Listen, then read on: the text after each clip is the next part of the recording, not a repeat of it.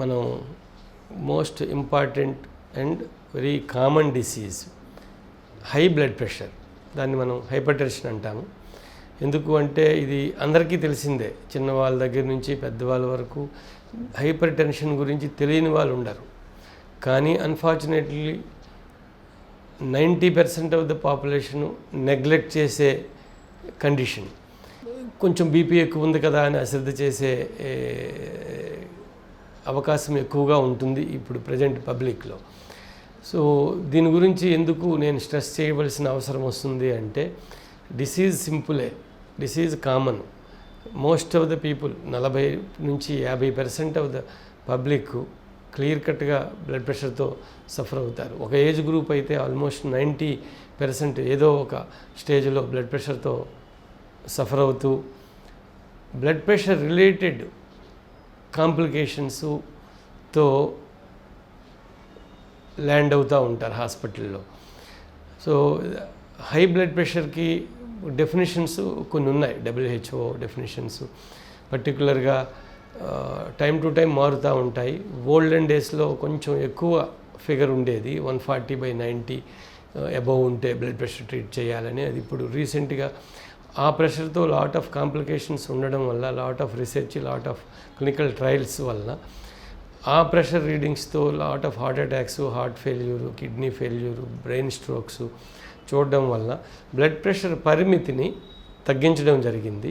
ఇప్పుడు normal blood pressure అంటే 124/84 తీసుకుంటే, అంతకి మించి ఉంటే అతి జాగ్రత్తగా తీసుకోవాల్సిన అవసరం ఎక్కువగా ఉంది.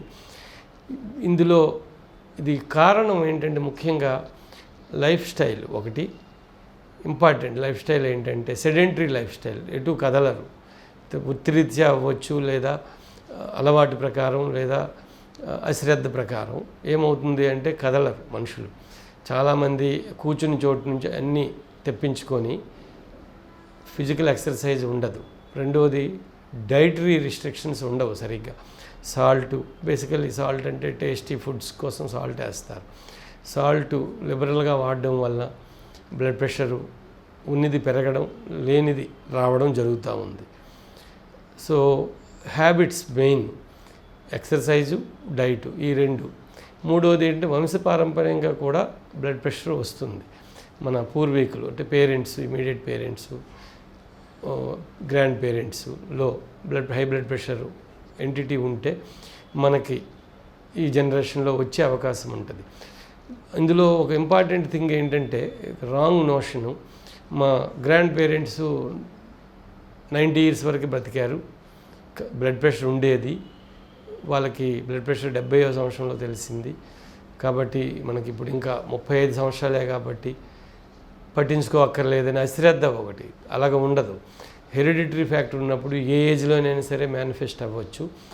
ఎస్పెషల్లీ అశ్రద్ధ ఇప్పుడు చెప్పాను, లైఫ్ స్టైల్ సరిగ్గా లేకపోతే, అంటే sedentary life plus dietary irregularities వలన యంగ్ ఏజ్లో బ్లడ్ ప్రెషర్ వచ్చే అవకాశం ఉంటుంది.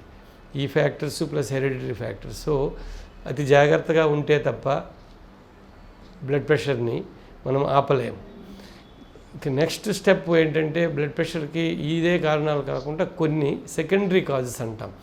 ఎస్పెషల్లీ కిడ్నీ ఆర్టరీలో నారోయింగ్ అని, లేదా కిడ్నీ మీద ఒక ట్యూమర్ ఉంటుంది, ఎడ్రినల్ ట్యూమర్ అని, ఫియోక్రోమోసైటోమా అని, కొన్ని కారణాలు అంటే ట్రీటబుల్ కాజెస్ అంటాం. ఇవి డెఫినెట్ ట్రీటబుల్ కాజెస్.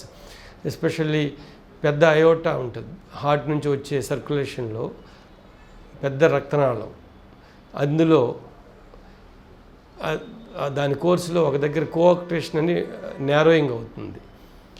ఆ నారోయింగ్ వలన బ్లడ్ ప్రెషరు చాలా ఎక్కువగా ఉండి ఈవెన్ బ్రెయిన్ సర్క్యులేషన్కి ఎఫెక్ట్ అవ్వడం, ఆ బ్లడ్ ప్రెషర్ వలన కిడ్నీ కాంప్లికేషన్స్ రావడం, హార్ట్ మీద స్ట్రెయిన్ పడడం. ఎందుకంటే heart against blood pressure work చేయాలి.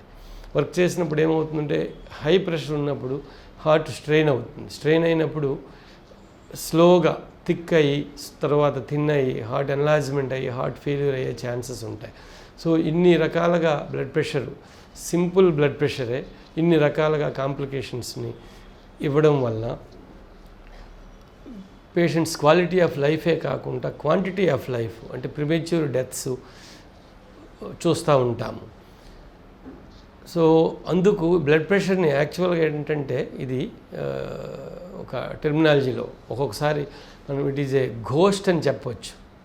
ఘోస్ట్ అంటే ఇది వదలదు, అన్లెస్ మనం దాన్ని కానీ జాగ్రత్తగా పెట్టుకోపోయి కంట్రోల్ చేయలేకపోతే ఘోస్ట్ లాగా బిహేవ్ చేసి దానికి రిలేటెడ్ కాంప్లికేషన్స్ అన్నీ మనకి వచ్చేటట్టు చూస్తుంది.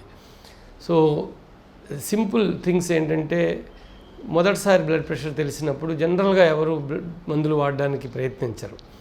అది border line mild hyper tension అయితే డెఫినెట్గా మేము కూడా మందులు ఇవ్వము.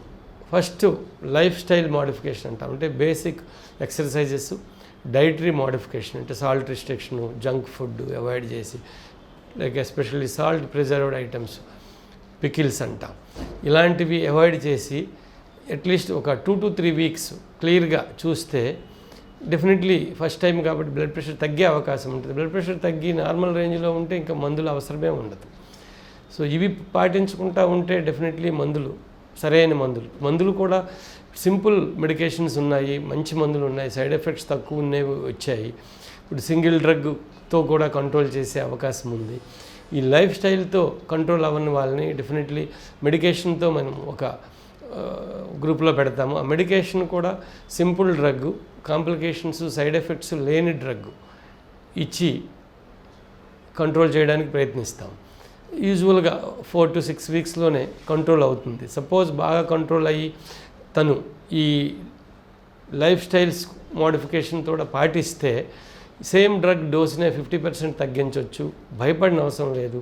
ఇప్పుడు ముఖ్యంగా ఏంటంటే చదువుకున్న వాళ్ళతో ప్రాబ్లం ఏంటంటే ఒకసారి డ్రగ్ మొదలు పెడితే లైఫ్ లాంగ్ వాడాలి అనే ఒక రాంగ్ కాన్సెప్ట్ని పెట్టుకొని నేను చూశాను. నాట్ ఓన్లీ ఆర్డినరీ ఎడ్యుకేషన్ కాదు, IAS officers, IPS officers, highly educated people మందులు రాపించుకొని వెళ్తారు, వాడారు.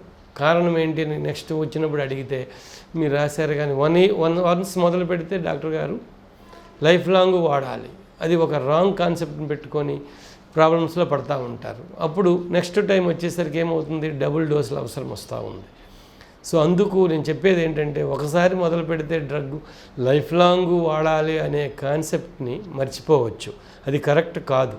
కాబట్టి అవసరం వచ్చినప్పుడు కంపల్సరీగా మందు వాడదాం, వాడినప్పుడు అవసరం లేనప్పుడు కంట్రోల్ చేసుకుని మిగతా విషయాలతో కంట్రోల్ చేసుకుంటే డెఫినెట్లీ మందుల విషయంలో మనకి 50% ఒక్కొక్కసారి మందులు లేకుండా కూడా నా పేషెంట్స్ చాలామంది ఉన్నారు ఫాలోఅప్లో. Significant number of patients early స్టేజ్లో కనుక్కొని ఇనీషియల్ స్టేజ్లో ట్యాబ్లెట్ పెట్టి తర్వాత ఫ్యూ వీక్స్ ఫ్యూ మంత్స్లో ట్యాబ్లెట్ లేకుండా ఫాలో అవుతూ ఉన్నారు ఇప్పటికి హ్యాపీగా లైఫ్ స్టైల్ కంటిన్యూ చేస్తూ. సో ఇవి సింపుల్ డిసీజే. అందుకు నేను ఎక్కువ స్ట్రెస్ చేయవలసింది చేస్తున్నది ఎందుకు అంటే ఈ డిసీజ్ని నెగ్లెక్ట్ చేస్తే కాంప్లికేషన్స్లో పడతారు. నేను ఇందాక ఒక వర్డ్ వాడా, ఘోస్ట్ అని. ఘోస్ట్ అంటే ఇంకా అది ఎలాగ మీకు అర్థమయ్యే ఉంటుంది. Simple blood pressure neglected population తీసుకుంటే శరీరంలో అన్ని అవయవాలని దెబ్బతీసే కండిషన్ ఇది. అన్ని అవయవాలు ఎలాగా అంటే అన్కంట్రోల్డ్ బ్లడ్ ప్రెషర్ హార్ట్ మీద స్ట్రెయిన్ వస్తుంది, హార్ట్ ఫెయిల్యూర్లోకి వెళ్తారు. అన్కంట్రోల్డ్ బ్లడ్ ప్రెషర్ కిడ్నీ ఫెయిల్యూర్లోకి వెళ్తారు. అన్కంట్రోల్డ్ బ్లడ్ ప్రెషర్ వాస్కులర్ సిస్టమ్నే ఎఫెక్ట్ అవుతుంది. లైక్ ఎథెరోస్క్లెరోసిస్ ప్రాసెస్ అని ఆర్టరీస్లో బ్లాక్స్ డెవలప్ అవుతుంటాయి, కొలెస్ట్రాల్ డిపాజిట్ అయ్యి. సో అది అన్ని బాడీలో ఆర్టరీస్లో అన్ని దగ్గర ఇంక్లూడింగ్ హార్ట్ సర్క్యులేషన్లో కూడా ఎఫెక్ట్ అవుతుంది. అలాగే బ్రెయిన్ సర్క్యులేషన్లో మనకి నెక్ నుంచి 2 వైపులు సర్క్యులేషన్ వెళ్తుంది, టోటల్ బ్రెయిన్కి సప్లై చేస్తుంది. ఆ ఆర్టరీస్లో డిసీజ్ మొదలయ్యి ఎథెరోస్క్లెరోసిస్ నేరోయింగ్ మొదలయ్యి బ్రెయిన్ స్ట్రోక్స్ రావడానికి చాలా అవకాశం ఉంటుంది. ఇంకా ఇంపార్టెంట్ థింగ్ ఏంటంటే ఇప్పుడు uncontrol blood pressure accelerated hypertension అంటాం, 200 ఇలా అయినప్పుడు సడన్గా బ్రెయిన్లో స్మాల్ రక్తనాళాలు సడన్గా రప్చర్ అవుతాయి. అది ఒక కండిషన్ కామన్గా చూస్తాం. నెగ్లెక్టెడ్ పీపుల్ అన్కంట్రోల్ అయినప్పుడు బ్రెయిన్ సర్క్యులేషన్ రప్చర్ అయ్యి ఇంట్రాక్రేనియల్ బ్లీడ్ అంటాం, అది most dead and disease. Patients వెంటనే కోమాలోకి వెళ్తారు. బ్లడ్ ప్రెషర్ ఫర్దర్ రియాక్టివ్ అని ఇంకా పెరుగుతుంది. బ్లడ్ ప్రెషర్ ఇంకా పెరిగి ఫర్దర్ కాంప్లికేషన్స్ని ఎక్కువ చేసే అవకాశం ఉంటుంది. అదే స్టేజ్లో మిగతా ఆర్గాన్స్ కూడా ఎఫెక్ట్ అవ్వడానికి చాలా ఛాన్సెస్ ఉంటాయి. అందుకు ఈ సింపుల్ డిసీజ్నే టైమ్లీ కన్సల్ట్ చేసి టైమ్లీ కంట్రోల్ చేసుకోగలిస్తే most of the time life స్టైల్తోటే కంట్రోల్ అవుతుంది. ఇంకా నెక్స్ట్ కంట్రోల్ అవ్వనప్పుడు small doses of anti hypertensive BP medicines ఇస్తూ కంట్రోల్ చేయడం. కొంత సెగ్మెంట్ ఉంటుంది, 10 to 15% ఉంటారు రిక్వైర్స్ 2 to 3 డ్రగ్ కాంబినేషన్. అవి కూడా సెలెక్టివ్గా సైడ్ ఎఫెక్ట్స్ తక్కువ ఉండి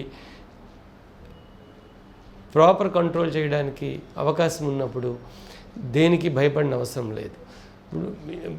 ఓన్లీ సజెషన్ ఈజ్ ఏది అవసరం ఉంటే అది టైమ్లీ వాడితే డెఫినెట్లీ కాంప్లికేషన్స్ అవాయిడ్ చేయొచ్చు. క్వాలిటీ ఆఫ్ లైఫ్ని ఎంజాయ్ చేస్తూ క్వాంటిటీ ఆఫ్ లైఫ్ని ప్రొలాంగ్ చేసుకోవచ్చు.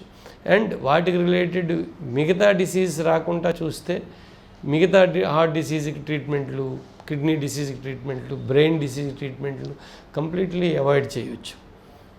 So consult timely, get treatment timely, and live happily, healthily. This is my sincere request and suggestion.